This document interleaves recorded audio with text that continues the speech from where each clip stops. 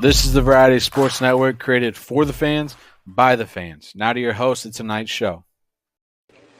And welcome to Talking the Gridiron here, week 9 edition here. We got a big show on tap for you. There's a lot to get into. We're middle of the season here. We got two Bengals guys on here, Johnsons. We got to definitely get into Bengals. Hootie! Yep, there it is. We'll get a little Falcons talking here. I got to get John out of here from Out of Your Falcon Bite here. We'll get into that. Touch a little, obviously, on my Raiders as well. We won't leave them out of the party as well. We always got to celebrate a win, and we'll beat up the Giants, of course, for my guy CP in New York there that comments in once in a while. But with that said, Clutch Studio here, brought to you by Row One Brand. Look forward to that question of the week. Appreciate my guys that have already retweeted stuff going into the show. Jimmy Pilato, good to have you back, my friend. How we doing? You know, I'm coming off of quite a long road trip. Went from Minnesota all the way back, Colorado to Minnesota from Thursday night, and then Minnesota back to Colorado. Thankfully, I was smart. I took days off of school. I have a sub for today and tomorrow, so got to relax a little bit, get some chores done. Basically, missed out on a weekend, so I'm making up for that. Good thing. I mean, I didn't know what I was going to think about Sunday Ticket moving to YouTube TV, and then it happened. I have it, and I'm telling you, it's the best thing that I think I've ever done. It's my favorite part of being an NFL fan because, oh my goodness, I got to watch the Bengals on Sunday Night Football. I was driving through middle of nowhere, like basically in between borderlands of Nebraska and Colorado. I was watching the Bengals game on Sunday Night Football. So overall, very good.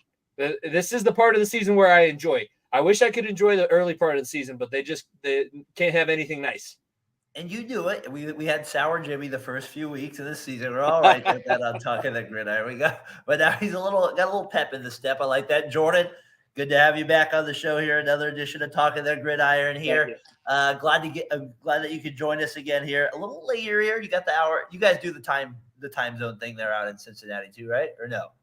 That's all. Yeah, we went back an hour, and I'm feeling it today because usually it's 10:54, and I'm laying in bed, but it's 9:54, and we're here to rock it. So let's go right then. Let's rock right away here. We're talking the Gridiron. I was like, we got two Bengals fans here. Jimmy's here from the get go. Let's get right into it. I have it. I don't care. It's Sunday night. It's the game of the day. I was looking forward to this game the most.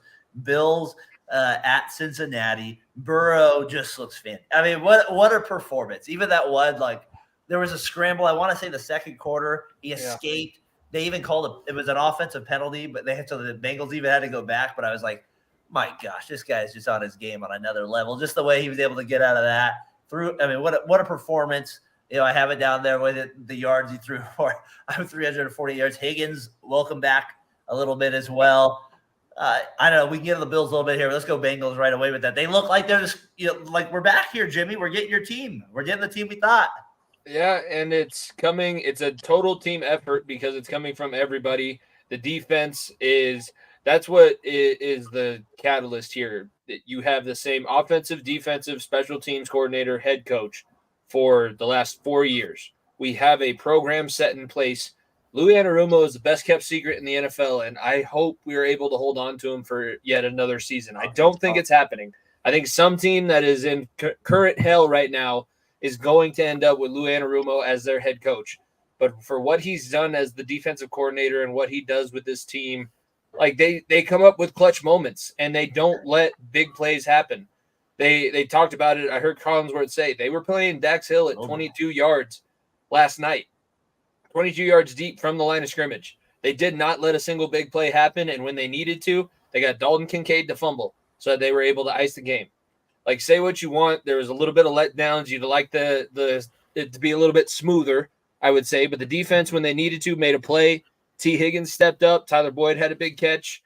You were getting the tight ends involved. Joe Mixon. Yeah. Jamar Chase didn't have to do anything. He actually kind of got hurt yesterday on that one deep ball. If Burrow leads him, he walks. If Burrow leads him just a little bit further, he walks in. I love the Bills DB running back with the clamps. I was like, dude, you got beat by 6 yards. The quarterback just underthrew the football, and you were able to run back up and catch up to it. No, I think you're seeing what this team can be, and I also think that we're still not seeing them at. They haven't played their full A game yet. They're winning, and they're winning pretty good games, but there's still a lot of things that they need to fix, and there's still a lot of mistakes that were made that they were able to overcome. Jordan, to me, the defense has arrived. You know what I mean? Yeah. Like they're the ones that like it's holding up their end of the bargain. Like this isn't just your offensive Cincinnati Bengals. To me, that's where I see the difference, because the Bills get that touchdown right away. You're like 14-7. This might be a high scoring game. But I felt like you guys put the clamps on a little bit. What's your thoughts on that? I think the young secondary has arrived 100%. I mean, you look at Cam Taylor-Britt has 3 interceptions. One of those is a pick 6. Mike Hilton has 2 interceptions in his pocket. You look at Logan Wilson has 3 interceptions, leading all linebackers in the NFL. Oh, he's awesome. He's the most feared part of our Pats defense is Logan Wilson. You look at Jermaine Pratt himself, who just 2 years ago we were taking off the field on 3rd downs. He now has 2 interceptions going into the year. So it's coming together. They forced 2 fumbles also in the last 2 weeks. They're winning the turnover battle, and that's kind of the formula of the playoffs that they've gone into the last 2 seasons. They were always plus category in takeaways, and it's no different now. But the offense is getting together. It's good to see T. Higgins get his timing down, Joe Burrow get comfortability in the pocket. The protection from the line is the best I've seen in years. There's still some flaws to it. I love the double. Are you concerned about Mixon at all? I'm not concerned about Mixon, because if you look at his carries, he's concerned. He's still not getting heavy volume. Is there any concern? No, and Burrow said it the last 2 weeks too. Mixon is the reason their pass pro has been better, because Mixon is picking up these extra blitzers, giving them that extra second. I was expecting a few times last night where Buffalo, okay, here it comes. They're going to sack him. This is going to be the play where we have to overcome. This is going to be the drive where we have to overcome the sack. But Mixon has stepped up. Sure, the rushing numbers aren't pretty, but he, like I said about the defense, I wouldn't say that the defensive numbers are very pretty. The teams moved the ball quite a bit on us. San Francisco was moving the ball up and down the field the week before. Last night, it looked like the Bills were going to be able to go in and score. They caused a turnover. So it's a bend, don't break mentality. When he needs to. Played a bend, don't break. Lou's always played a bend, don't break. I'm when good they get with to the it. red zone, they're a completely different level. This team is a heavyweight boxer looking to score a knockout in the 9th, 10th, 12th round. They're not here to knock you out early. We can play an explosive style of game, but we would much rather have the lead at the end of the game, and we're trying to ride Mixon. We're throwing these quick slants to Jamar Chase. We're getting yards on you that you don't. It's death by 1,000 paper cuts. I'm throwing body blows for the first 8 rounds. Mick is telling me dig the body. The body. That's all they do. And then all of a sudden you go up top for that one haymaker down at the end of the game. Boom, Jamar Chase, 63-yard touchdown. Oh, I guess that's it. Man, and you talked about that hit he took on the fall. That was a pretty vicious hit. Let me go to my next guy here, Chris Collinsworth. Brian Johnson. Let me go to Brian Johnson here down the corner.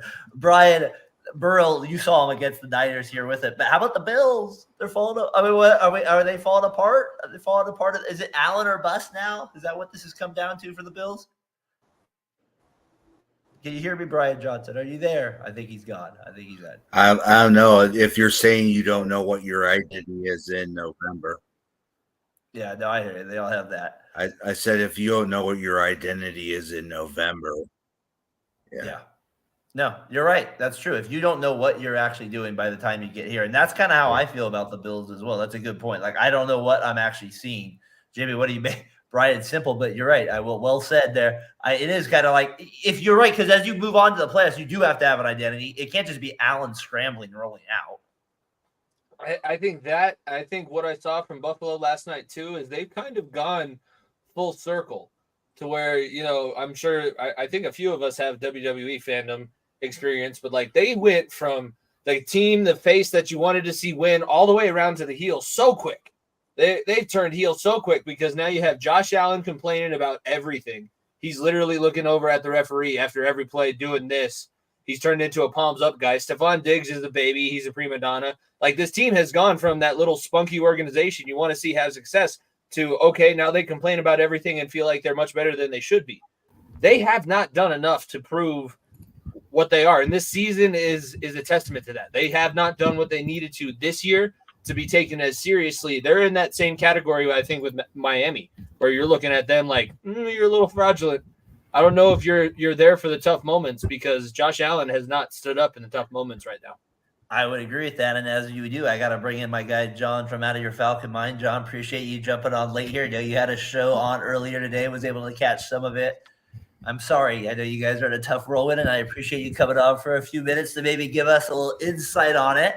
But maybe before we go into your team for a second, and I got to go back to this game, I got to go. What do you think? You're from an outside perspective.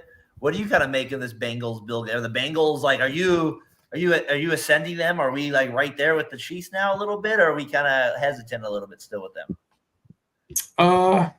First of all, hey, what's up, guys? Been a bit. Good to see you guys. I've been crying for like 24 hours. So no, I said I'm down. I like what I saw. Yeah, I think they're on the way up, and I mean,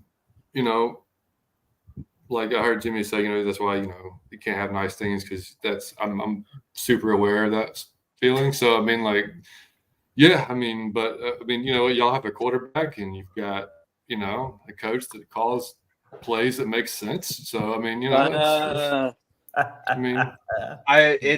just go watch ours. You'll feel a hell of a lot better. It's eerily similar, though. Like, if there's not that success that I want to see, it could look very similar to Matt Ryan.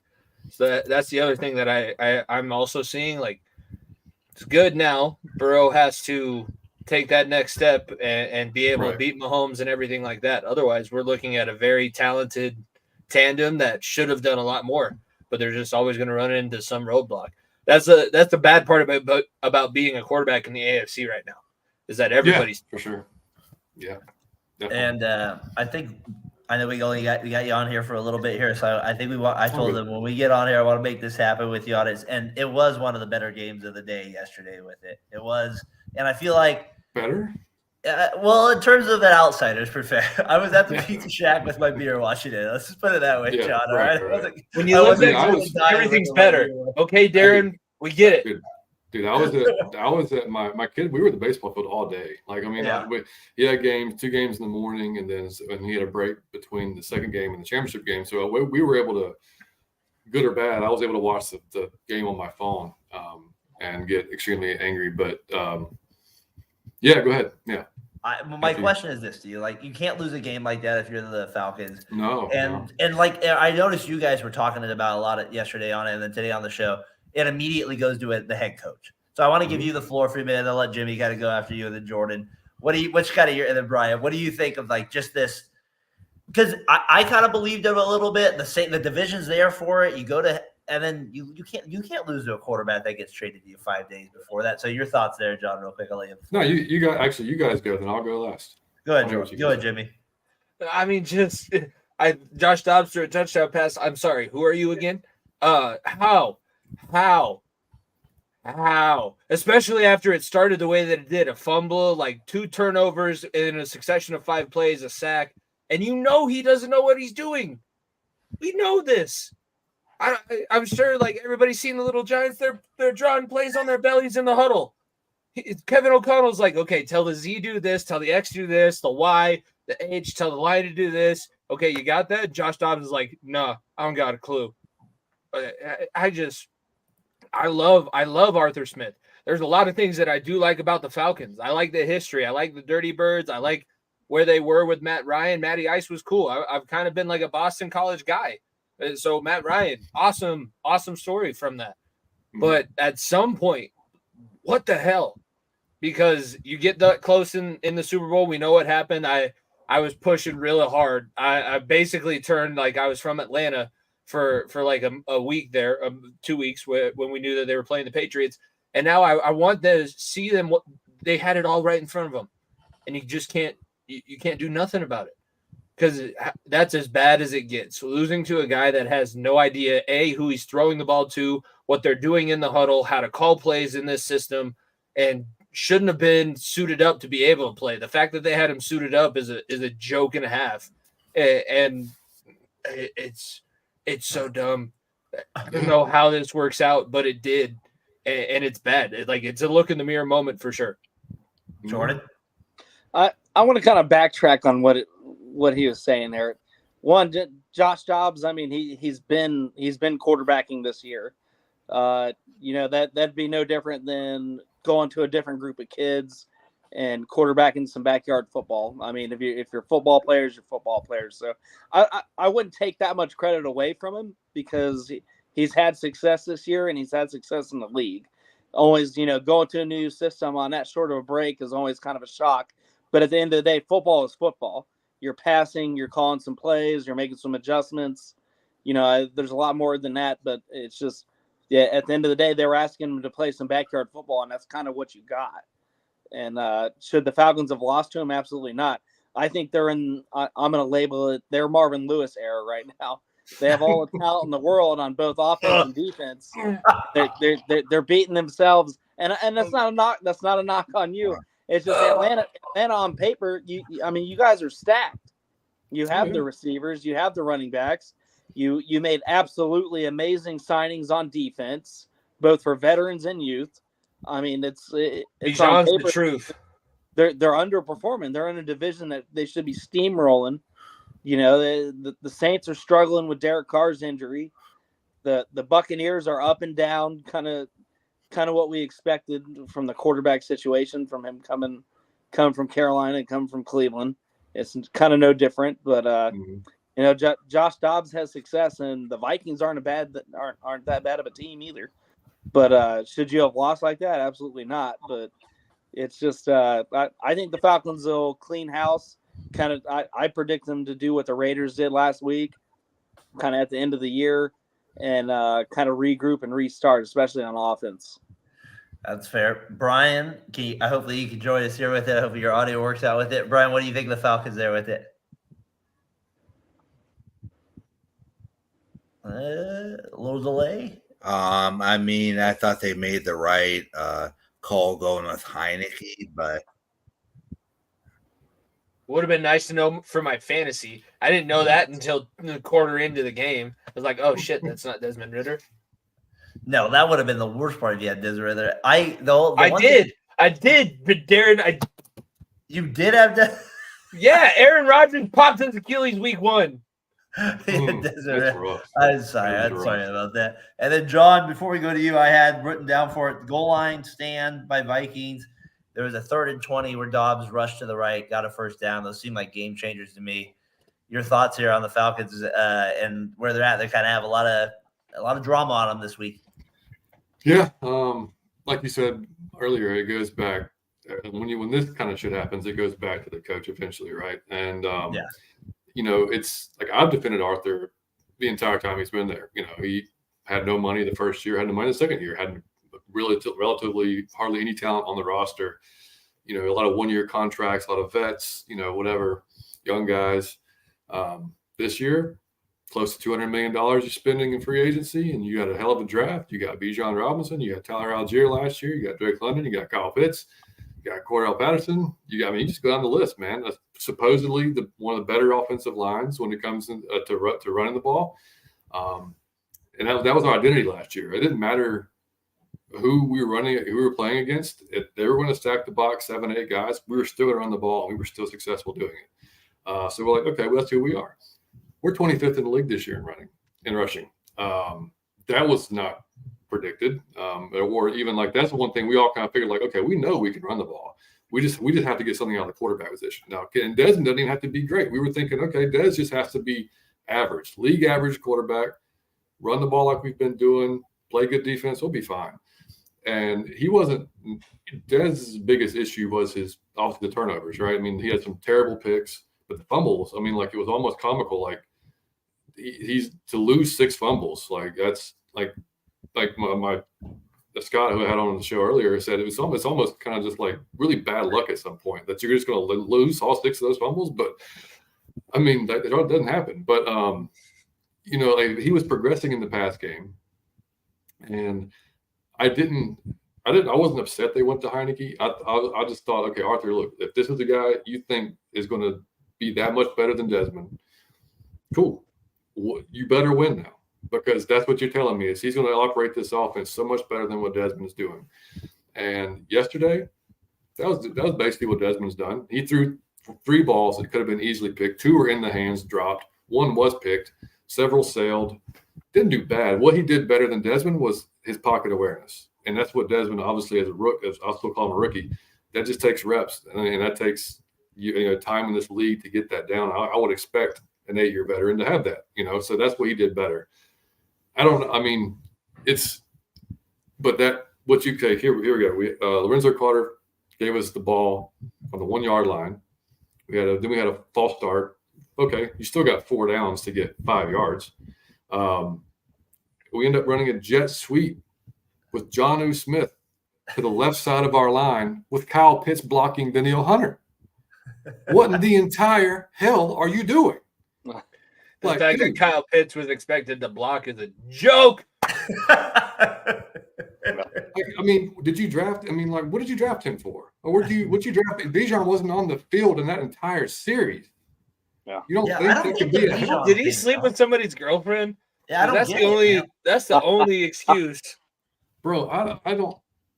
We were just. I was at a loss. I didn't know. I was like, are you? Because Arthur's called some shit over the last couple of years. We would sit there and like, dude, it's not that hard. Like it is, you are overthinking this shit. And the fact that Josh Dobbs came in after 4 days and beat us is exactly the point. Don't you think he overthought it? No, he's like, hey, run this route. I'll throw this to you. This dude's over here trying to figure out calculus on how we're going to score with guys that are top 10 picks. Dude, it's not that hard. I don't know why the hell I went and bought an NFL Plus, but now I can watch the all 22s. Fuck. What a headache, man. I went through that shit last week, and I'm so upset I have to go through this it. This is the most frustrated I think I've seen you since I've known you on through Twitter and all that. And since I told our viewers, man, because I'm 41 fucking years old. I've been the fan of this team for 30 years. I've seen a lot of bad football. I've seen some good football, but I've seen a lot of bad football. And I normally keep myself pretty chill. I'm laid back. I'm patient. Yesterday, I don't know. Maybe it was just the fact that, dude, I have defended you. I have, all your decisions, everything. And it's just, you're just shitting on everybody. I don't know what else to say, man. One of the guys came tonight, one of our buddies, Adam, and he was, he said he's never had a QB, a real, Tannehill, 2019, Tannehill was peak Arthur Smith. Fantastic season, called it a great year. That's what we were hoping we'd get here, And I wasn't expecting Desmond Ridder to be an amazing quarterback, but that's not what we were told we needed. We were just told hey, this guy can operate his offense. That's what we need. That's all we need. And then I don't know if it's done for Des yet or not. If it's me, Taylor's not our quarterback of the future. Go back to him. I would, yeah. He's already said Taylor's starting this week, so that's already done. So, and then we have the bye next week. Is the division done, John? Are you that? You're only 1 game out. Jimmy, no. That's the thing. John's falling off the rails like you were at the beginning here at the Bagels. That's the thing. No, the division's still there for the taking, which is crazy. We were only 4. I get it. We're 4 and 5. Yeah. But we should be 7 and 2, 6 and 3 at the worst. If you look at how these games have went down, that's literally how our defense has played well enough. Now, granted, yesterday they forgot how to tackle that 3rd and 20, and I'll let D. Alford go on this one. He's 5'9", 180 pounds, trying to tackle a 6'4", 240-pound quarterback that didn't want to be tackled. I'll give him that. That's a tough play to make. But Bud Dupree on a 4th and 7, you're a big boy, dude. You can't miss that tackle. That one, those 2 plays, we could have just iced the game right there. But the defense has played well enough to keep us in, like I said, a safety, give you the ball on the 1, another turnover, give you the ball on the 30. We got 6 points off of those turnovers. Yeah, defense was good. The defense has been good enough all year to if the offense, dude. 11 points. Jimmy? 72. 11, yes. 11 points yesterday in the first half was the most points we've scored in the first half all year long, and that's a true stat. And 2 of those were the safety, so really 9 points for the offense. I'm at a loss. Like I said, and if you can tell me, I know the execution part's there. The players have to execute what's being called, but damn it, if you're going to get these many talented players, eventually it goes back to and I said last week on our show, man, Arthur, dude, this is the 4th quarterback now in 2 years. If eventually because all eyes are going to be on you. If no quarterback can operate this thing, I'm not saying that he's, like I said, like, worst case scenario, we lose this week and it just, we don't win a division and it just goes downhill. And some folks want to go in and the Drake May, Caleb Williams, whoever your quarterback of choice is type thing. And we're going to, okay, then you're talking about what Shanahan did, 3 first rounders and whoever else you want to throw in there. I mean, or you're bringing in a vet like Tannehill. I don't want Tannehill next year, but I mean, dude, I don't know. It's just it's completely frustrating. But yeah, what you said on Twitter, I lost yesterday on Twitter, dude. Like I didn't go like full bore, but I mean I was close. I was just like this. I mean, it was just it's I don't know. You can't have that. You can't lose to a guy who's been on the team for 4 days. Like you just can't. Would you guys put in chips for Justin Fields? I'm not against it. I mean, at this point, I mean, I know he's been in a terrible situation too in Chicago, but knowing that's been out there, I've watched, and there's a lot of Falcons fans that are pissed that we didn't draft him to begin with. I mean, I wanted Jalen Hurts back in the day to sit behind Matt Ryan. That was my ideal situation. Like, I'm an Alabama fan too, so like I would thought like, okay, of course I'm going to want Jalen, but I thought, man, bring him in, sit behind Matt. But no, that's okay. Then you just have to go piss off Matt and try to go after Deshaun. So he wants to get the hell out of town. So then you run Matt out of town, and Deshaun's gone, so that doesn't work. And now you got to draft a guy. So you draft a guy in the 3rd round, and then you prep him up to be like the guy, and then you take him out 7 games in. And so I don't know. I mean, I'm all about I know Art's trying to win games, obviously, and yes, he felt that Tyrod Taylor's the best way to do it. But to me, Taylor's not your future. So if you think Dez might be, just play him again, man. Let him take his lumps, because otherwise, again, we're back in the QB market again next year. We're back on the QB carousel, which nobody wanted to be on. So, well, John, I appreciate your insight there at the Falcons. I could sense and I could feel the Falcons' frustration with it. Jimmy, I know John, you only joined us a short time, I believe, tonight with it, but I appreciate you coming on, giving us those thoughts with it. Jimmy Pilato, any last thoughts here for our friend here from Variety Sports Network? Out of Your Falcon Mind, always a great podcast, great show. Be sure to check them out, as you know. Yeah, no, everything that you just said, Jordan put it the best, because those are the exact same arguments that I would have with myself, and like the arguments I would get in at school when the Bengals had Marvin Lewis. Like, we're gonna get to a certain point. We're always gonna be there. We're never going to be totally disappeared. But that also sucks, because then you never get the guys that can turn your program around. And then you just get to wallow in this, is this going to happen? Is that going to happen? This is going to be the year, right? I haven't won a playoff game yet. No, this is going to be the year. No. This is going to be the Carson Palmer tore his ACL. Okay, Vontaze Burfict knocked out Antonio Brown. Okay, I got nothing left. At some point, you got to burn it down to the studs, and I don't know. I love Arthur Smith. I think that he can do something. It just hasn't worked out, and I can't figure out why. So, yeah, before I don't have to run just yet. I can stay hang out for another 10, 15 minutes or so. But I put out a poll because I was just curious. I had an idea of where like the heads were at for the Falcons fans, and just But let me find it here. I said, okay, just curious. Arthur Smith, where are you guys at? And the options were still believe, no faith at all, or believe, but I got 1 foot out the door. And so far, after 1,672 votes, 4% still believe.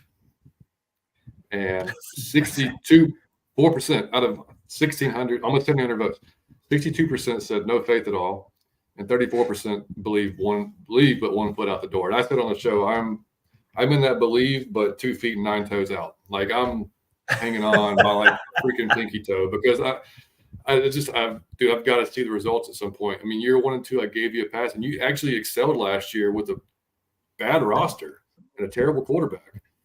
He's 7 wins out of that bunch and was pretty okay. But like this year with the upgraded talent, you got the same record as last year. I mean, the excuses are running out, man. Like, it's just I like Arthur Smith as a dude too. I said before, like, I hope he succeeds, not just because for the team, but the guy is like a coach. Like, I like everything about him. I don't care. His snarkiness doesn't bother me. I think it's kind of funny.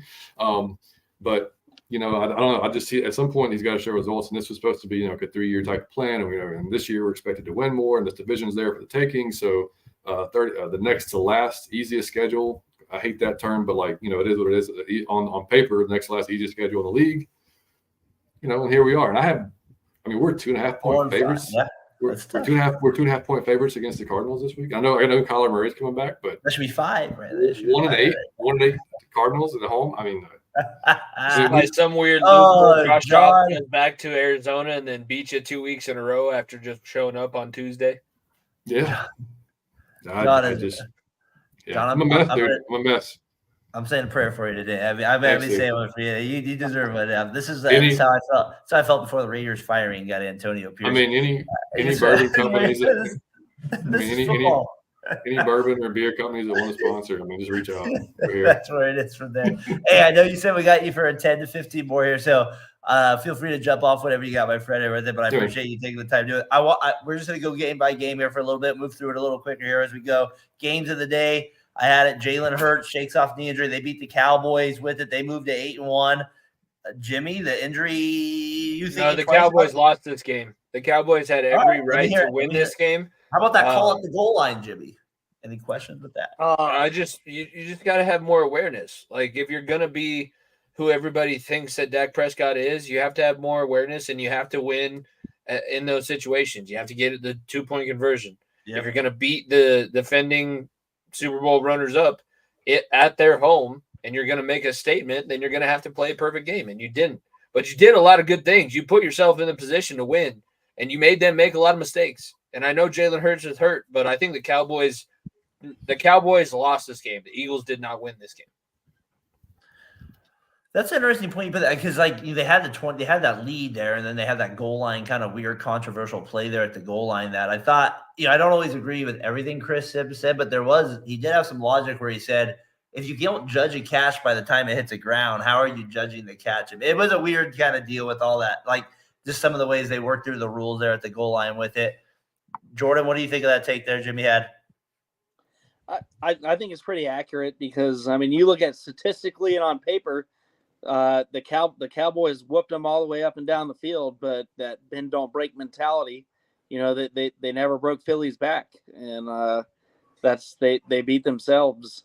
I never want to see officiating kind of decide those things. Yeah, but it's a 4-quarter, 60-minute on the field game, and if you let the if you let it get down to the wire to the point where the officials are going to call the game, you beat yourself. So I totally agree with his take on that.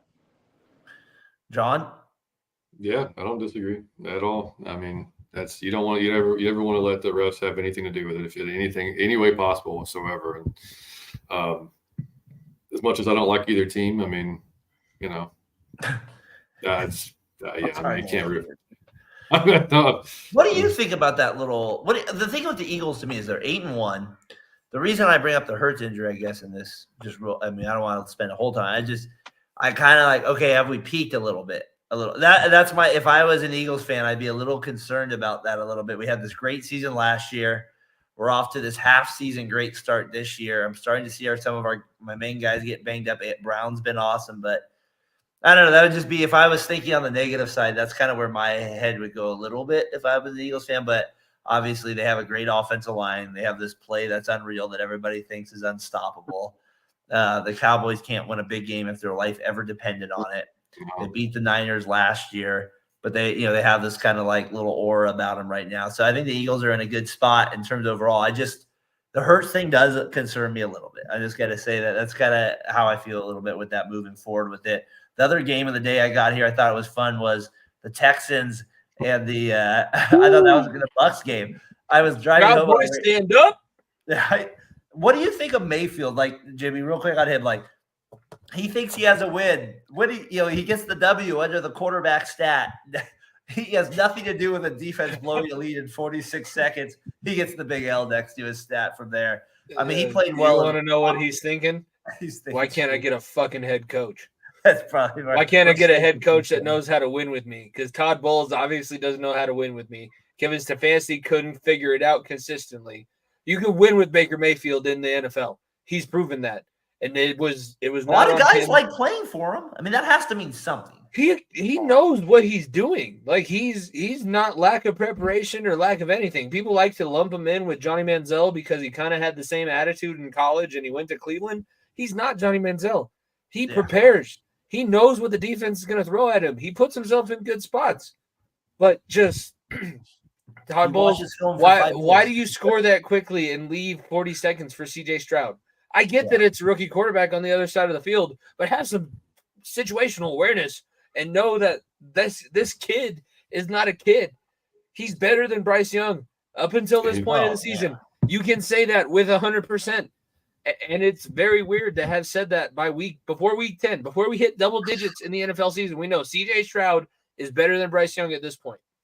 And he was balling the entire game. He's done it the entire. It's not like 2 weeks ago. 2 weeks ago, he Bryce showed Young up. beat him though.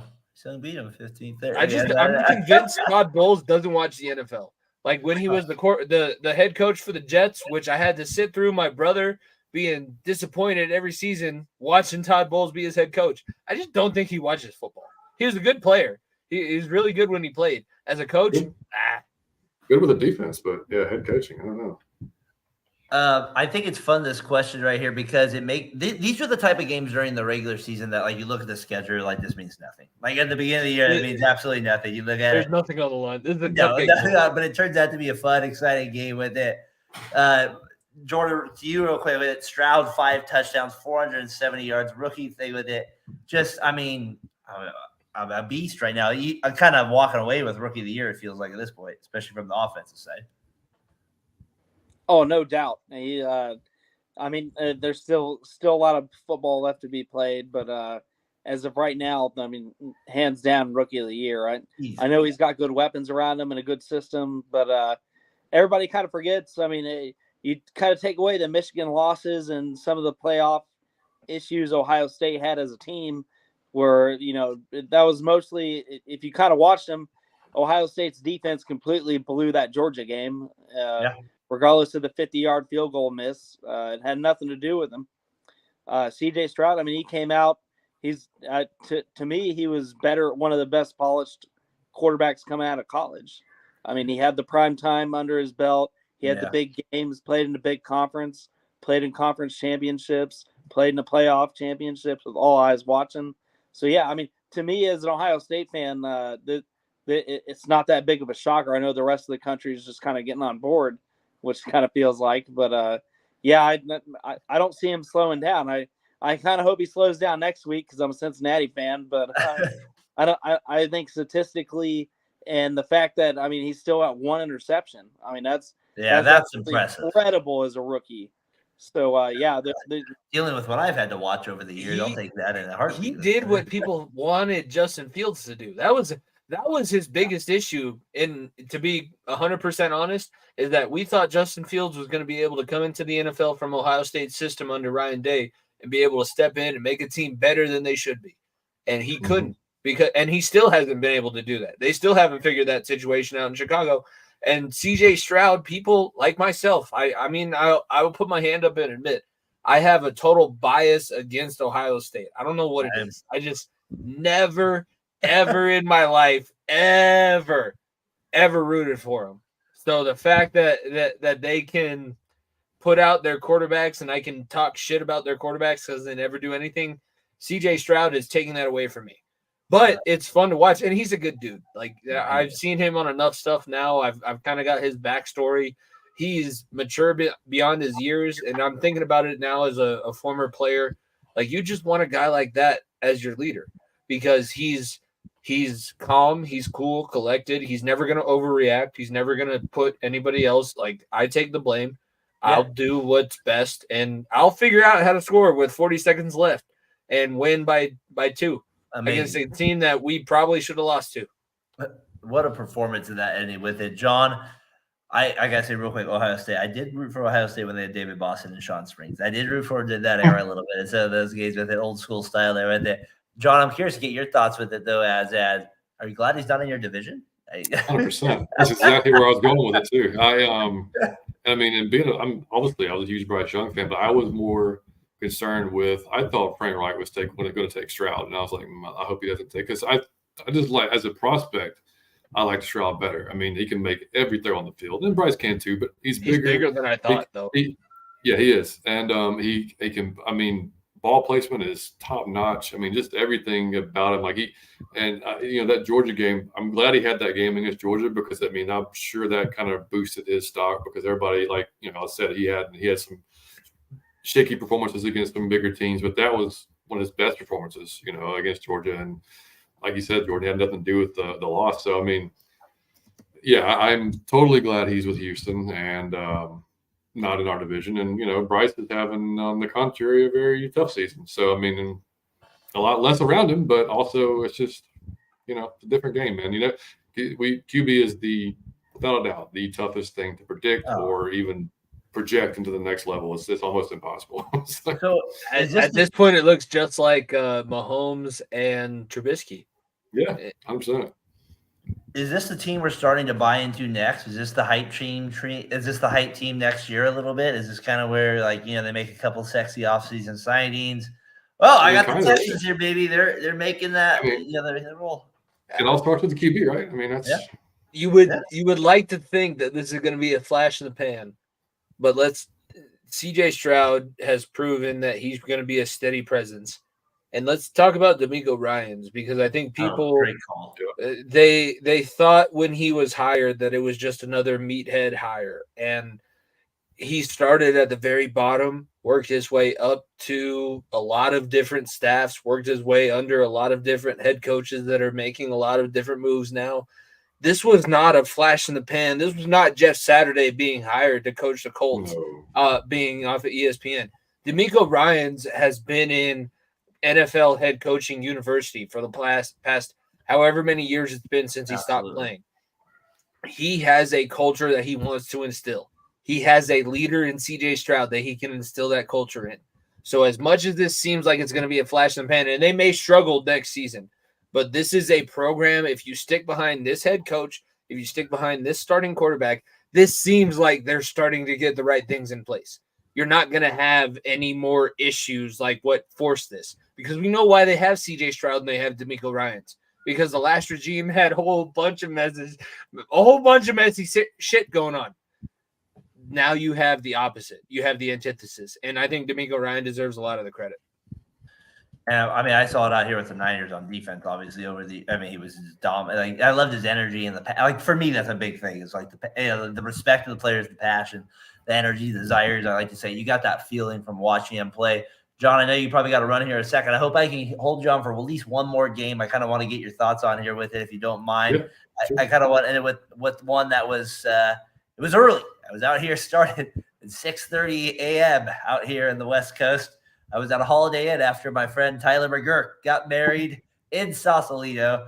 Made my way over to the Holiday Inn in Mill Valley. If you're a Bay Area person, about 10 minutes away. Got up for my Holiday Inn buffet breakfast at 6 o'clock. Got to watch a little bit of the game there. Drove home, back to it. And that's, of course, the Chiefs and the Dolphins here. I got to get your thoughts on that. That was one of the big games of the day. It was in Frankfurt, Germany. We had they're out with it. Mahomes, the Chiefs, they pull it out. And kind of now I hear the Dolphins are a fraud. They're a fraud now. They're, Hill, he fumbled. Of course, Hill fumbled. Yeah. The Dolphins, no. Like the beaches of Normandy, the Dolphins will fall. And as me and Jimmy got us ready for it last Saturday, if you were all with us talking the gridiron, you heard that, getting us ready for it. Jimmy, I'll throw it to you first. What do you think? What do you think? What happened with your boys there? Andy Reid, they performed. My McDaniel's boys. not ready. I'm kidding. 21. My boys. No, it sucks. I was doing the math as we're sitting here. Nico and I had a bad week in Pick'em. It looks like at this point I'm going to have the only win of the weekend with the Bengals. But, we both thought that Miami was going to win, and it was based off of their sleep schedule and the itinerary of their trip because they're like, oh, McDaniels was like, I'm going to get out to Germany early. And we both thought in our heads, oh, McDaniels is going to get out there and he's going to game plan. Nah, he went to every pub and every Oktoberfest festival that you can imagine. I get it. Like, he's probably going to be really popular at those events too. But you did have a football game to prepare for. And what's the percentage of those? You didn't look ready. You didn't look ready, and you were there for longer. And Andy Reid sucks in clock management, yet he dominated you, and you proved that the Chiefs' defense is legit because they held a very good offense to 14 points. And It was an ugly game to watch, though. It was not There were so fun. many penalties. There were like 25. It was like ridiculous how many. It's not fun, but I'm going to tell you, I walked away feeling pretty shitty about being in the AFC and having to deal with the Chiefs come the playoffs because their defense is good. Now their defense is the backbone of their team, and I have to figure out. I mean, I'm thinking that Mahomes is going to figure some shit out, and Kelsey's going to figure some shit out. You guys can out. Yeah, but I'm nervous. That's what I'm saying. They are still sitting in the corner. They're still the AFC's daddy. They own everybody. Family Guy fans will understand this. They're the evil monkey living in Chris's closet. The Chiefs are going to pop out and just start pointing at him. I'm going to be like, oh, shit, it could happen because I've beaten them once and I've lost to them once. And I don't want to lose to them again. My girlfriend's now a Chiefs fan. He goes, I have to deal with them. What are Vikings? The Chiefs? What's going on here? Their mom's from Kansas City. Dad's from Minnesota, Wisconsin area. It's a whole thing. All right, good. At least we know you're still. I was like, you date somebody else? What's going on here? What's going on? We changed the area code. Who's talking the gridiron? TMZ. We got with Jimmy or Jordan. What do you think? Mahomes. He gets they get the two D touchdowns. The Dolphins look kind of off the whole game offensively. I got to listen to most of from about second quarter home. I listened to it on the radio, and that's what it sounded like to me. Just penalties up the wazoo with this game. Kind of an ugly win though, but the Chiefs again, they proved their dominance. It had a lot of penalties, but the narrative is kind of the same for the Dolphins. They are 0-6 against winning teams in recent time. And they are 6-0 against non-winning teams. And their head coach even came out, and said, if you want to change the narrative, it starts there. And, they did all the flash and dash and, 70 points against Denver. And we all bought into it. They looked unstoppable. Tyreek looked unstoppable. I know they've had some issues with Armstead at left tackle on and off. I know Jalen Waddle's had some health issues on and off the field constantly the last couple of games, but man, they just look bad against winning squads. And I'm still not sold on the Chiefs. I'm still not sold. Really? They escaped New York because of the flags. Offensively, I'm with you. Their defense is legit. Their defense is legit. I mean, Chris Jones and company is always going to be legit, but the other side of the ball, to me, I mean, they've been inconsistent all year. But they played a smash mouth football team in Detroit and absolutely got shut down. They, regardless of the flu and weather, Denver kind of played them similar just a week ago. Like I said, the Jets played them very similar. You put a good quarterback with the Jets, and I mean, you're looking at a 3-4 loss team almost, in my opinion. So I'm not sold on the Chiefs. They have a great defense. Patrick Mahomes is always going to make plays. Yeah. Kelsey's always going to find space, but I'm not sold on them winning the big one. Interesting, John. Before you got to go here, I'm going to give you the last word with it. What do you think of the Chiefs and the Dolphins there? Yeah, I agree a little bit of some of both your points, but yeah, I mean, it's cool when you can not be at your best and still win. And I don't know what that's like. I think that'd be really cool. Shout out to Chiefs fans for knowing what that feels like. But I mean, I think with this point in the season, like they still, they're like you said, like Mahomes is going to figure some shit out. I mean, Travis is going to get it together. I mean, Pacheco, I have him on my fantasy team. Done pretty good. And like the way that dude runs. Defense, definitely. I'm not going to bet against them until they prove me wrong. Let's put it that way. Yeah. Because they when it comes down to it, they perform, and they win the games they have to win. And then, I mean, with the Dolphins, I love McDaniel, man. I love his personality. It's hilarious to me, cracks me up.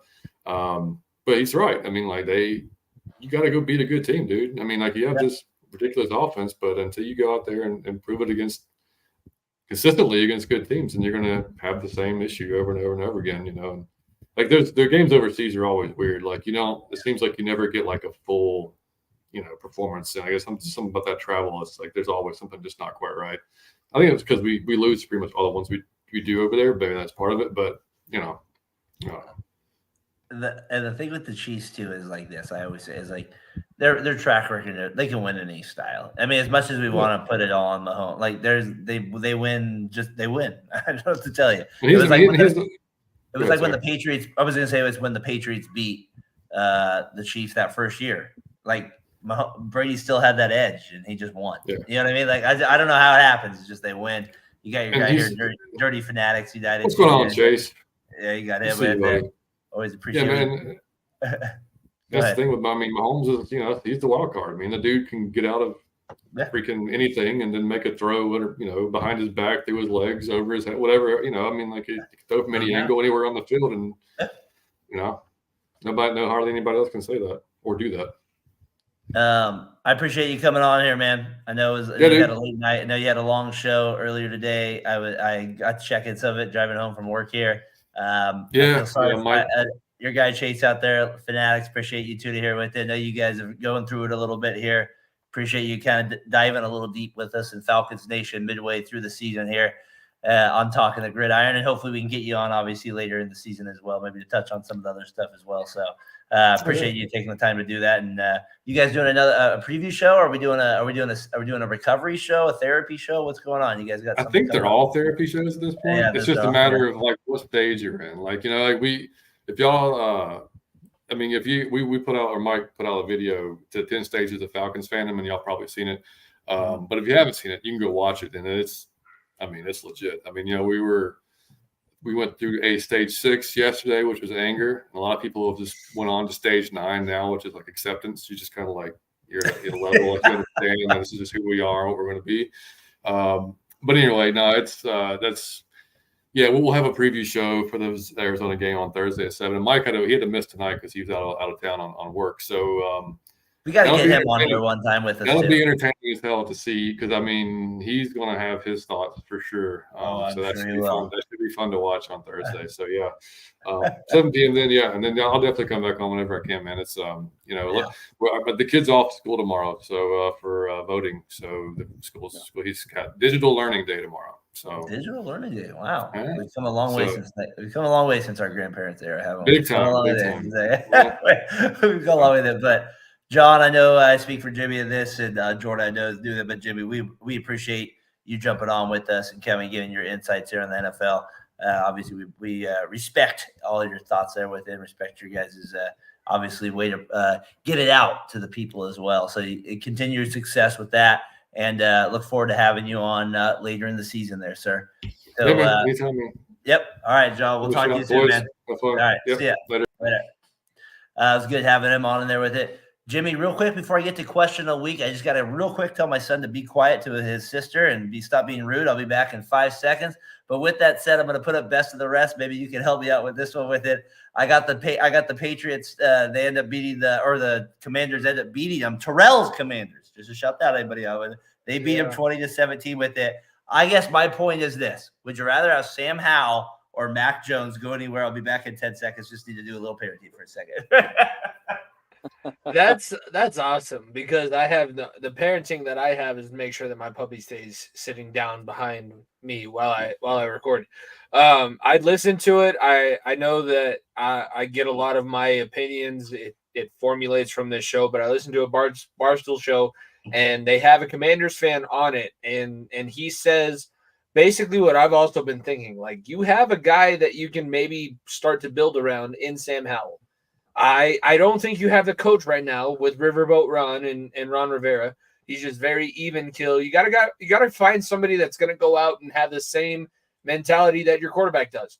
Because guess what? Your quarterback's been sacked more than anybody else in the entire league up until this point. And he's still here playing his balls off for you. He's still putting you in good spots. Sam Howell is the quarterback that you want to play for. You got to figure that shit out. And I know that they did the fire sale with defensive players at the trade deadline, so it's probably not going to be this year. But that's your quarterback. Fix your head coach. Fix everything else about your team, but you got your quarterback. So you're sitting tight at the most important position. Terrell really wants Rivera fired. I know that. He's got to go, dude. It's overdue at this point. I agree. And then the Patriots part of it, they're just. I have a buddy who's obviously is a great friend of mine. He's been a Patriots fan his whole life with me. Just like I feel like they're trying to lose on purpose. Like, no, you guys finally suck. Like, just let it go, buddy. You finally suck. They just suck. They're not Take losing your on L's purpose. and They shove just it up suck. your. I don't think you could beat Foxborough High School at this point to pull a Bill Belichick line. Foxborough High School probably come into the practice facility and kick the shit out of you guys. Put your mouths on the corner and stomp you out, curb stomp style. You guys suck in the NFL. Let's just put it that way. Jordan, I'm going to keep the show moving just for a second because I know we're getting close to the hour mark. I know we all got to get ready for work tomorrow, so I'm going to keep it moving here. Question of the week. I got to shout out my guy here. Go check them out. And the other sports show here on Variety Sports that do a lot of fighting content. He's always retweeting your stuff. To retweet tonight, my guy he's out there in Fresno, out here in California, real big supporter of our stuff. So I got to shout this guy out. Appreciate him doing that. Me and Jimmy, we've been at this for a year and a half doing it. So really appreciate guys like this. He's a fan of Johnson. So sorry, Johnson, you couldn't be on. He wanted Brian to have this question of the week, but I'm going to shout out to both of us as well. NFL MVP halfway point. Who do you got, Jordan? NFL MVP. I mean, you'd be looking at my biased opinion, Joe Burrow, but I mean, no. At this point, you can't have Burrow. Second half, maybe. No, but I mean, Super Bowl MVP sounds a lot better. I don't give a shit about NFL MVP.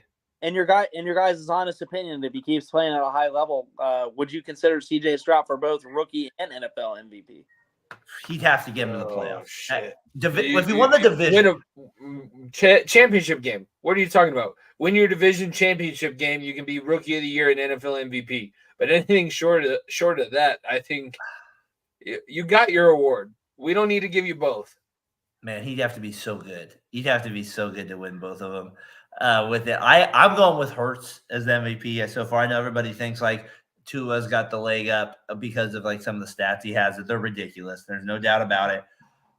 I do want to throw out though. Is it just an MVQ award now at this point? And is it the most valuable quarterback? Is there a way McCaffrey gets in this, Jimmy, your boy from out there? I mean, I feel like he has a touchdown 17 straight games. When do we start to give guys like McCaffrey, AJ Brown, Hill, real MVP consideration? Now, this season is the year that you can make the argument it's not MVQ this year because McCaffrey has a legit shot. There's defensive guys that could possibly get a look, and there's other position players on offense that are carrying their team. So it's not just going to be whatever quarterback is doing the best at this point. It's not just going to be Mahomes because guess what? The Chiefs aren't winning games because of Patrick Mahomes right now. They're winning games because they have complementary football around him. So this is a year where you can say it's probably not just going to be the MV quarterback.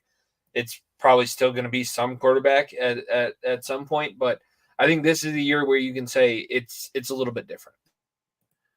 It is kind of a little, and Jordan, I don't know if you wanted to on that. It is a little bit different, right? I feel like this is the year that AJ Brown, maybe not Brown because it hurts beyond the same thing, but I feel like that the Hill McCaffrey thing to me seems like the most realistic if we're going to go off the quarterback.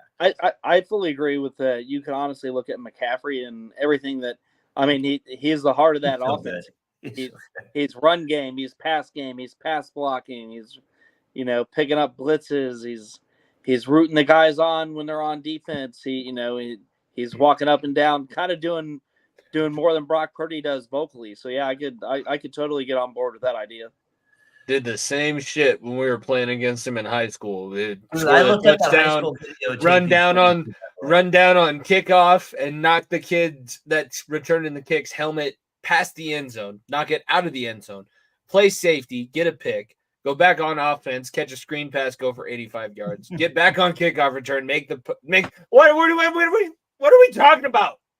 I'm training with playing with us.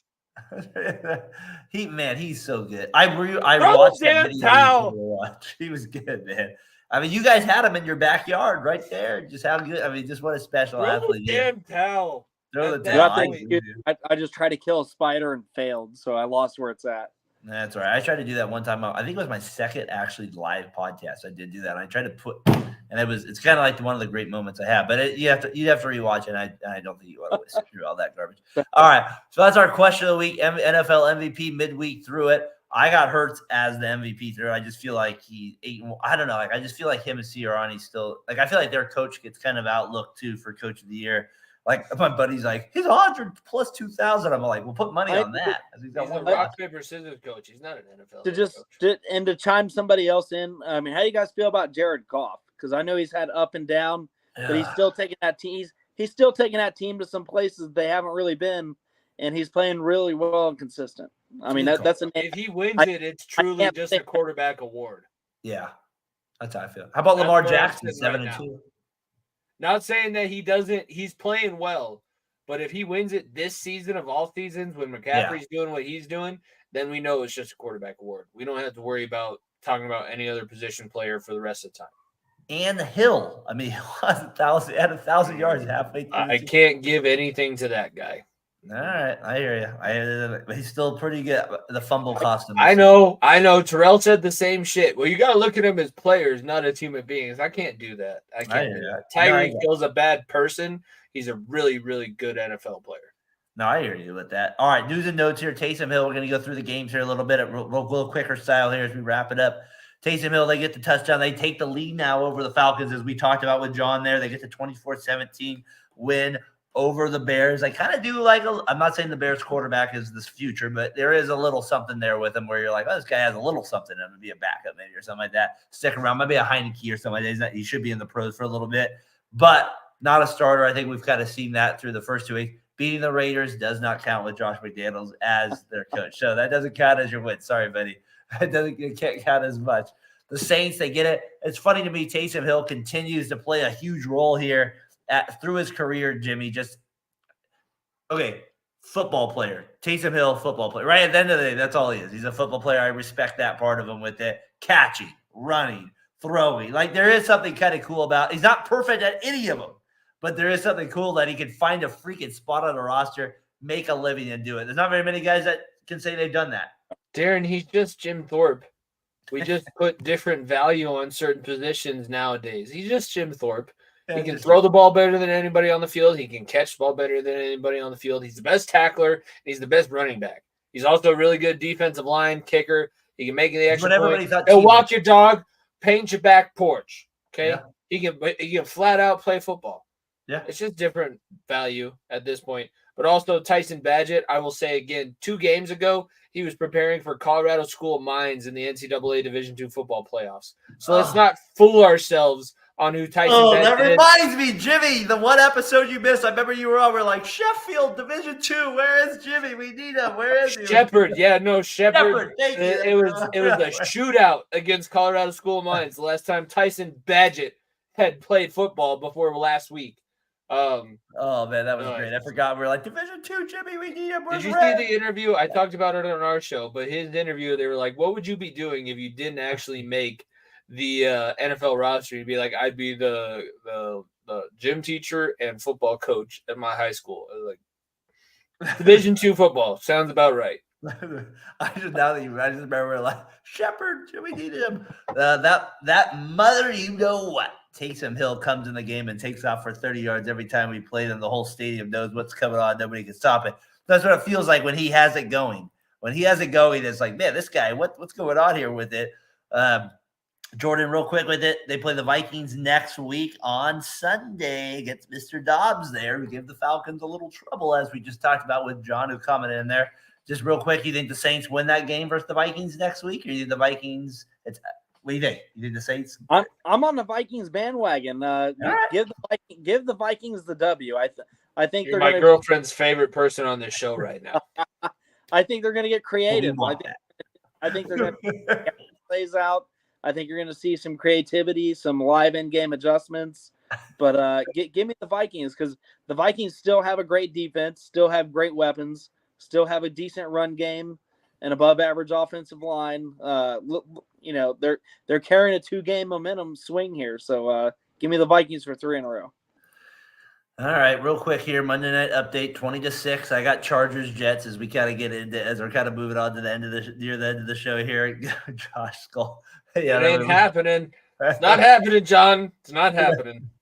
John is begging for it at this point. A carriage doesn't stay a pumpkin past midnight, so he's not. It's not going to happen. But that's what you're saying at this point. With it 20-6, Chargers Jets.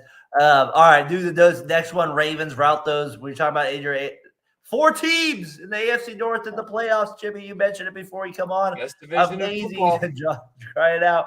Unbelievable there as he's tearing up. What happened to the Seahawks, man? They can't win. They get destroyed on the road. Are they frauds?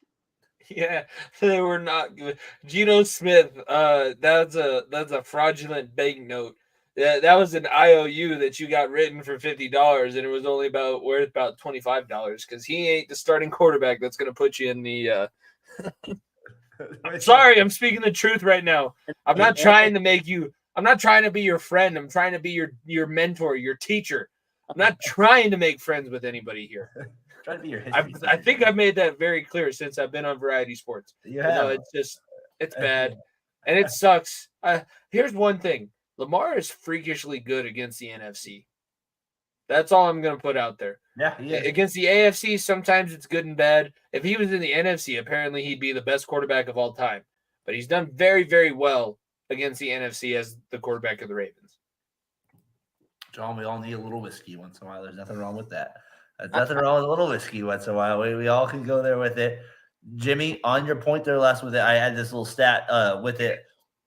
Their defense held teams to 4 points or less, you know what I mean? Less 4 times this year. It's pretty incredible that's actually a stat. That We're one of them. I know. I know you are. And so I don't know. I'm kind of seeing them. I know I had them. I was on with Terrell's show this week. I had them as a team that might go down in the second half.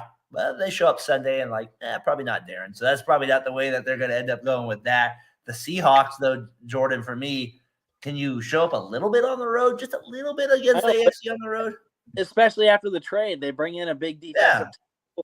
You're thinking, they're going to get some momentum, and I kind of gave Baltimore the win. I did actually give Baltimore the win in my Sunday pick'ems, but I thought it would be a contest, not just a flat out beating. I mean, it looked like they were playing against a flag football team. Playing against the Lions or something. So sad. Eminem and the Insane Clown Posse are going to have a talking with you after this show, Daren, and I hope you're ready for that. They're going to have it usually. They're going to have it usually. Sweaty is ready. So. The big one. Raiders, I got to go real quick with it. I'll talk about this for a second. Thank you for letting me enjoy that first half. Let me just thank you. I know it was the Giants. There was nothing to it. Thank you for letting me have a beverage, enjoy the game of football where my team is kicking butt and not having to worry about it. Thank you. I enjoyed that. Giants fans, I'm sorry you had to take it, but I'm really not sorry at the same time. So with that said, Pierce comes in there smoking cigars after the game. Kind of a little ridiculous in some regards, but whatever. I'll take it for what it is. As a Raiders fan, I'll just take the W and a blowout and move on from there. Jets just threw a pick six, by the way, that ended the game. So 20 is it 27-6 now after the it will be 27-6 because it's going to be hands to the face against the Jets. Yeah, it's the fact that Jets are 4-4 is even crazy to me. Seriously, it is. To me, that's why Saul was even in the head coach. The fact that they're even there with Zach Wilson. All right, our oh yeah segment before we're kind of in the fourth quarter here of the show. Just real quick, Packers, they snap a 4-game skid. They beat the Rams, who are just falling off the rails a little bit, 23. Your boy, Jimmy, I say that sarcastically, Mr. Watson gets the 2 touchdowns with the return from the shoulder injury. Browns demolish a team that couldn't even throw for 100 yards. The Cardinals, they lose 27-0. John, you guys will not lose to this team. If you lose to this team, Arthur Smith will be fired on the spot, is my guess. Seriously, if they lose to Deshaun Watson really appreciates beating up on somebody who can't stand up for themselves. Just gonna. I mean, this is his pattern. This is his pattern. He takes the weaker individual in the situation, and he totally takes advantage of you. I love how you thought you were going to that hotel room paid for by the Houston Texans just to give a little physical therapy around. not to be expected to be a dime store hooker. And I always appreciate about you since the time I've been on with you. We always get a Watson story every time we bring him up. That is that is part of it. The Bill I know Cosby you're of the concerned. You're NFL. winning. You're gonna win, John. You got this. Kyler Murray's back. You'll win. He's playing Call of Duty all week, getting ready, right, Jimmy?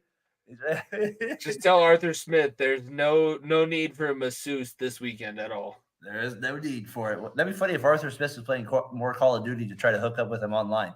See if he could find out where he's at online. That'd be great if that was part of it.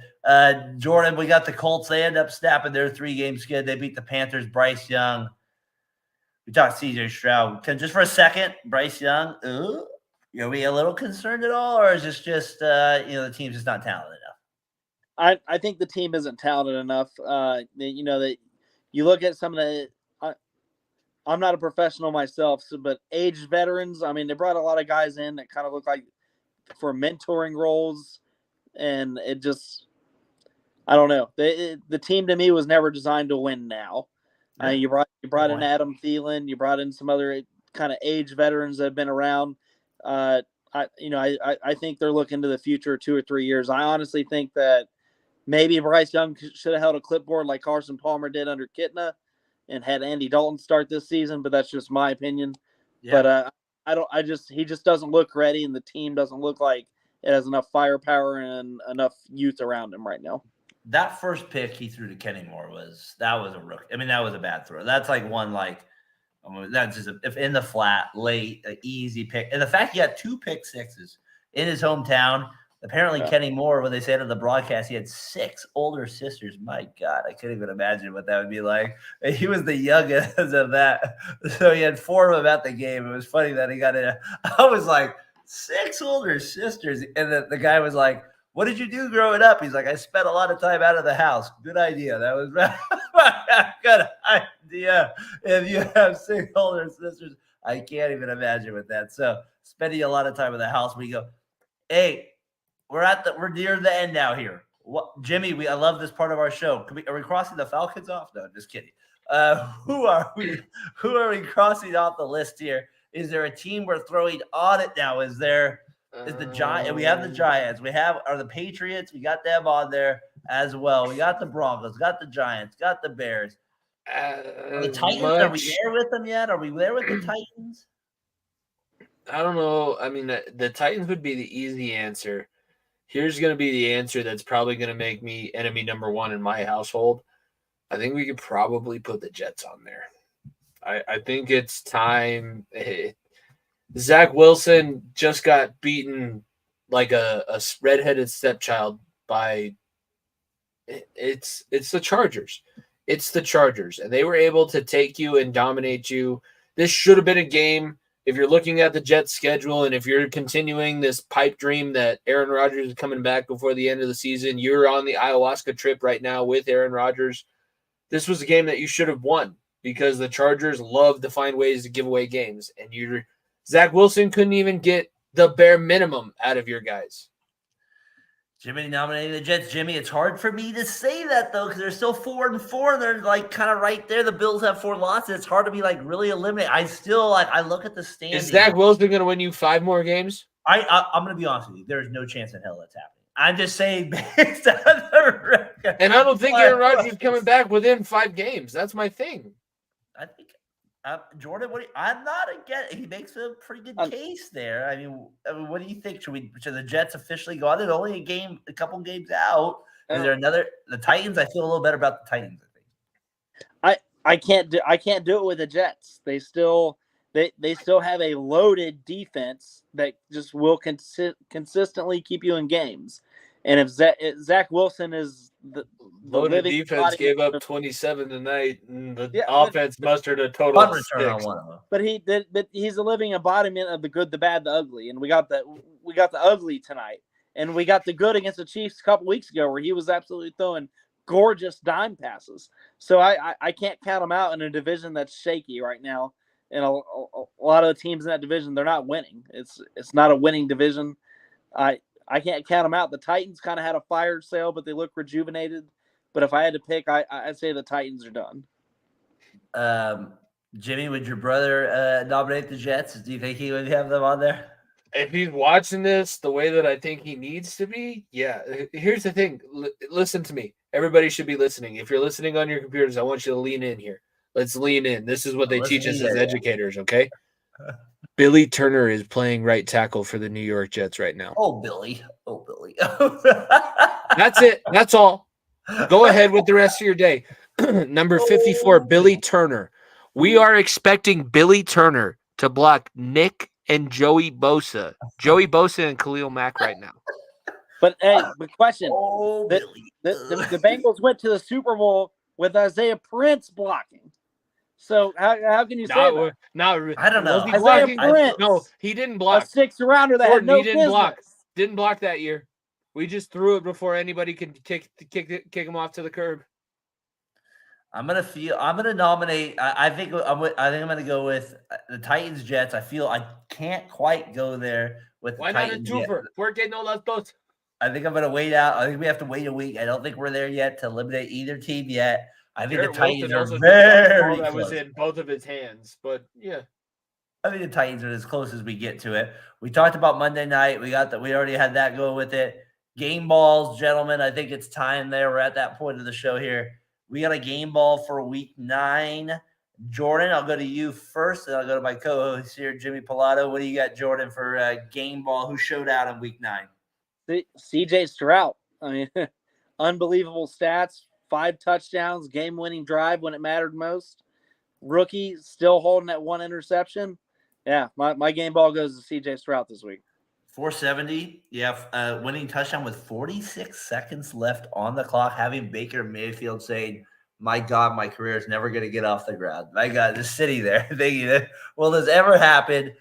Jimmy, you got a week 9 game ball you maybe want to give away. I know you are on the road a little bit here. You got to settle it a little bit tonight. We got the Monday edition. What do you got for game ball? Mine's totally biased, but I'm going to say I'm not going to give it specifically to this one person because he didn't score, but I just want to give him a shout out. Tanner Hudson was elevated from the practice squad to play tight end for the Bengals this week. Him and Irv Smith Jr., I think combined had about 10 catches. Let the Bengals have get the middle of the field open a lot because nobody wants Jamar Chase to run past them. And the tight ends need to be able to take advantage of that. I'd say the Bengals tight end room gets a game ball this week because they did what they needed to. They allowed for the Bengals to continue to convert, and they're taking advantage of the openings that teams are giving them. Drew Sample with a gorgeous touchdown catch. That too, Drew Sample. It's funny because Sample is normally the default last name that you get in Madden, so he's just a default Madden character. That's what Nico likes to call him. Drew and Cam Sample. Oh, just a generic guy. Here he goes. It's funny how they have those guys in those video games you remember that are like nothing like that. I got to go the guy. Sorry, John. I mean, my gosh, how can you not go Mr. I mean, he was unreal. Like he said, backyard football. He put on it. He got it done. Yeah. There was no he's a legit rocket scientist. He's a legit rocket scientist. He puts things into space. He learns how to launch shit really high up. Though, Jimmy, for serious, I'm serious. Like, I don't know football like you do in terms of you're an offensive lineman, so you probably know what the quarterback has to call on minute level. It's insane. It had to help him being a genius a little bit. Yes, no, it totally did. I mean, he described it as being in Spanish for a semester only to take a French final. He don't really speak the language. So that'd be nice. You have to be smart to be able to bullshit like that. Take it from somebody who's a bullshit artist. I almost put a philosophy minor on my degree just because I'm a bullshit artist. You have to be smart to be able to bullshit just a little bit. It was the running he BS the most. I mean, some of these running plays he got out of. He got out of a sack, got that first down, like I said. And then just, you could see it watching the game. Like, his teammates were like, I'm not saying he's going to earn it forever, but at least for like a little bit, like they have his respect. Like there was like some like, my God, man, that'd be a good feeling if you're him, like being a journeyman quarterback to show up in that moment. That's probably got to be the best game of his life. I know he played in playoff game. But like just to have that like kind of like where other players are like, damn, like that's got to be. You've seen Friday, damn. Yeah, that's what it was like. And it saved their season. You look at where they're at record wise. Yeah, no doubt. It saved their mentality going forward and saved their season. No doubt, that's exactly what it was. Before I get to our last part here, the look ahead, make sure you do check out our guys here, John, out of your Falcon Mind. Like we said, they tear it up here on Variety Sports Network, along with our other guys here, our Bears guys, our Raiders guys. We got a lot of different shows going here, but we're obviously the home for your core here of all around the NFL here on Talking the Gridiron. Kind of going a little late extra tonight here, but we're willing to do that when we have guests on, when we have comments coming in. Jordan, really glad that you could stay with us here on Talking the Gridiron. It's been great having you come on the show here. A little double Bengals up, but I enjoyed a little bit here. Brian having some computer issues. Hope he'll get that figured out as we kind of move on through it. But it's great having you join us with it. I love your insight with it as well. Look ahead to Week 10, boys, as we kind of wrap up the show here. This is our primetime games here. Primetime games, and I'll get the show on. I'll get it all up here. Go. We got Panthers Bears on Thursday night. Still will probably get 10 million views somehow. The NFL circus. Sunday night, Jets Raiders. Hello, Jimmy. There we got Jets Raiders. And then Monday night, Broncos Bills a little bit. So kind of some makes me want to puke and shit my pants at the same time. Yeah. Is Nico those primetime matchups suck. If you really want to watch a good game, let's see. I have Week 10 pulled up. The Texans play the Bengals. CJ Stroud's going to see if he can make my life a living hell. Let's see. The Packers and the Steelers, that game's going to suck, but somebody's going to come out on top. Those are all better games than the primetime games that we're having here. The Ravens and the Browns play next week. That's not bad. Yes. That's not bad. That's the best division in football, and those are two teams that have legit shots at winning the division. Winning the division. Jordan, the bye weeks, you have three of the top teams having the bye: Chiefs, Dolphins, Eagles. So it's like right away you have it. I gotta say, to me, the game that kind of stands out right away, just because of the pressure this team's on as well. John, we enjoyed it as well. Thanks that we can do it again here soon. Is how about Niners at Jaguars, 10 a.m. start? Niners at Jaguars, off 3-game losses. They have a bye going all the way to Florida, out where Tyler McGurk is out at Disney World right now, trying to watch a game out there. Will he be able to enjoy this in Florida, watching his team beat the Jaguars? Is that something, or is the Jaguars going to beat his Niners? What's going to happen here, Jordan? What's going on? I think the Niners get it right. I think you look at the trades, you look at some of the guys, is their left tackle going to play? So far, I'm hearing he will. Yeah, Williams. Yeah, we'll see if Williams gets back in there. If we need Samuel too. That's a big thing. If they get Debo on the outside, kind of change the complexity of how you play them. But defensively, we'll see if the trades were just a flash in the pan, or if it's really going to hammer out to be something and get Joey Bosa some help. Jimmy, to me, that's the game of the week a little bit. That just feels like it. Because if the Niners lose that one, that just feels like but the Jaguars go 7-2 and they beat the Niners. That's a big win if they win that game. I don't think that the Jaguars are expecting to win this one, but if they do, then it makes their argument even that much more legitimate. But no, it's tough. It'll be tough to see. I'm surprised to see what 49ers team we get out of the bye week. Because if we get the 49ers team that played against Bengals, I think the Jaguars got a shot. But if it's the 49ers team that we saw through the first 5 weeks of the season where everybody's healthy, if Trent Williams truly does come back and saves Brian's Wi-Fi for the next week and figures out the 49ers offense, then sure. Trent Williams can come back and make that big of an impact. I'm an offensive lineman. I'm never going to shadow an offensive lineman for being that important to a team. But am I really thinking that's the issue? We'll see what I think next Sunday. That's fair. I think you bring up some real good points with that as well. Just a couple other matchups here that kind of see. I mean, we talked about Texan Bengals actually isn't bad. I'm just saying that's not a bad game at all. You have Stroud absolutely on fire versus Burrow who's on fire. You guys probably feel like it should be a kicking our ass.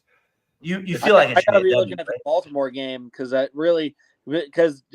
out of all, Cleveland has offensive woes, but their defense is still ranked number 1. That, to me, that's a measuring stick of how talented Lamar Jackson is. That's a good call. On Baltimore, because he's going to play the toughest defense in the NFL this week. Yeah. To me, that's going to tell the tale of them moving forward to the playoffs. If they win 37-3 or something like that again, me and you are having a different discussion next week. If they win 37-3, I don't know. Nobody's You're going to be a putting little nervous. Darren, nobody's going to score more than 25 on this Browns team. If you score more than 25 on this Browns team, you're the greatest offense of all time. Congratulations.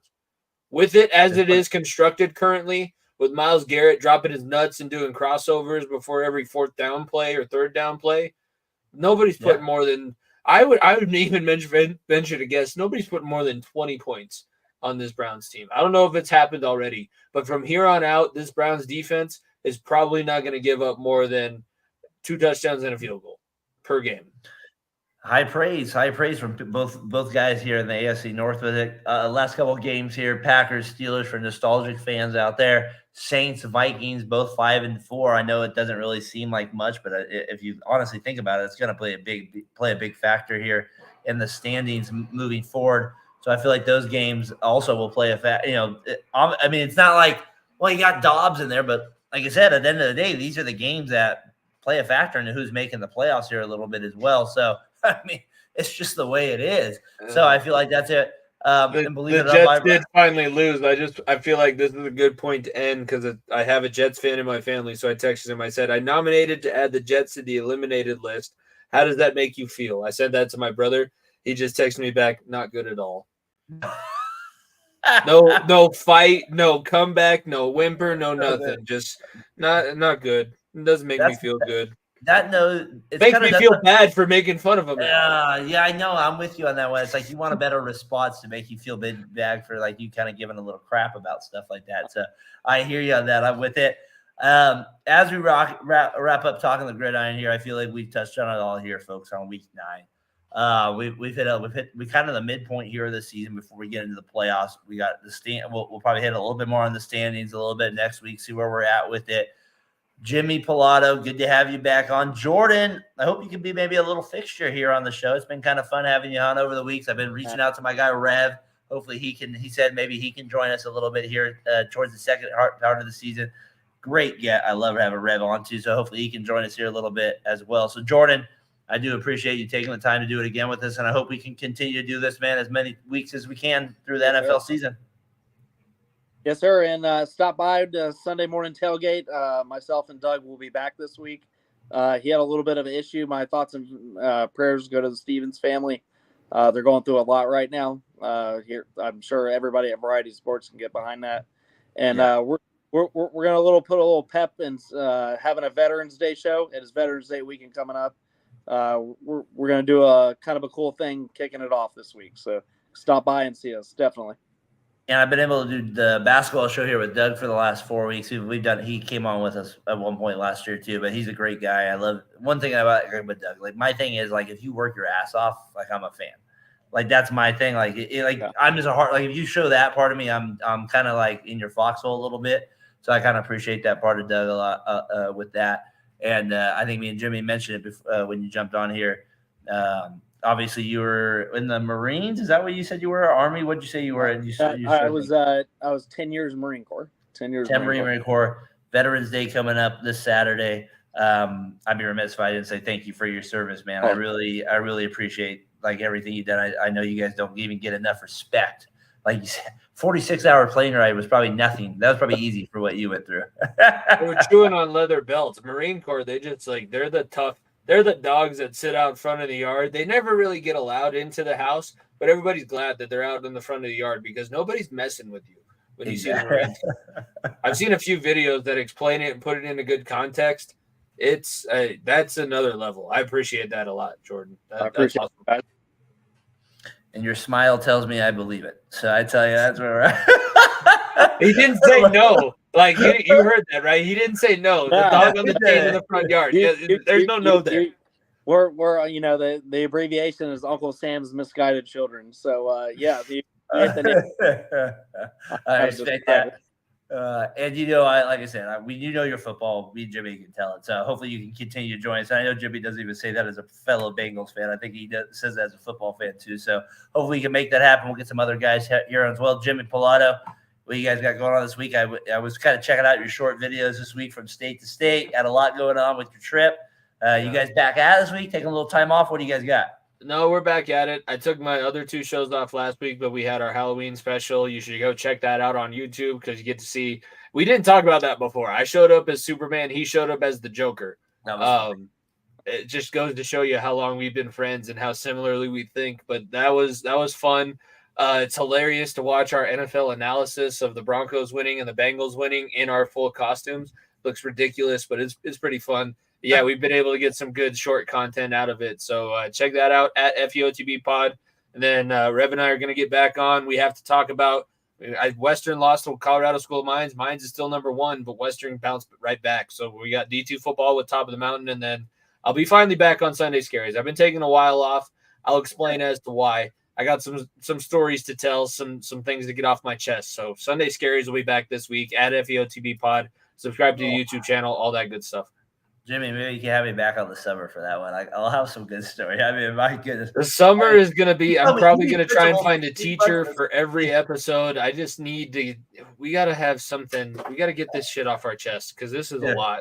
I got some with you on that. I was home an hour late because of stuff like that. My gosh. So I got stuff like that with it. So I hate it. It's bad. I need a new place. You didn't hear that. Douglas County, I love you. Jordan, I'm sorry I complained about a guy who's on a plane for 46 hours. Oh,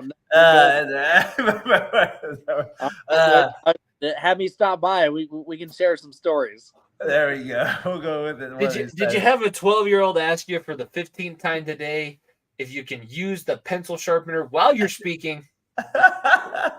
No, I got a 13-year-old upstairs that she hasn't gone to bed yet. Well, that's pretty impressive. That's 11:28 your time. So I'm impressed with that, sir. That probably hold true to my family here in 3 hours as well. But if we're talking the gridiron here, we'll be back with you next week with it. For Jordan Maxson, who taking the time to be with us the last few weeks, hopefully continue to join with us throughout the year here. For Jimmy Pilato, Far End of the Bench podcast. I'm Darren Breyer, Fat Boy Fadeaway. Special Talking the Gridiron here on Monday night. Till next week. Peace.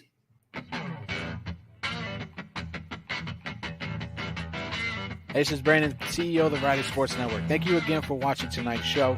Best way you can support us is by hitting that subscribe button, that like button, and hitting the notifications so you don't miss out on the next show right here on the Variety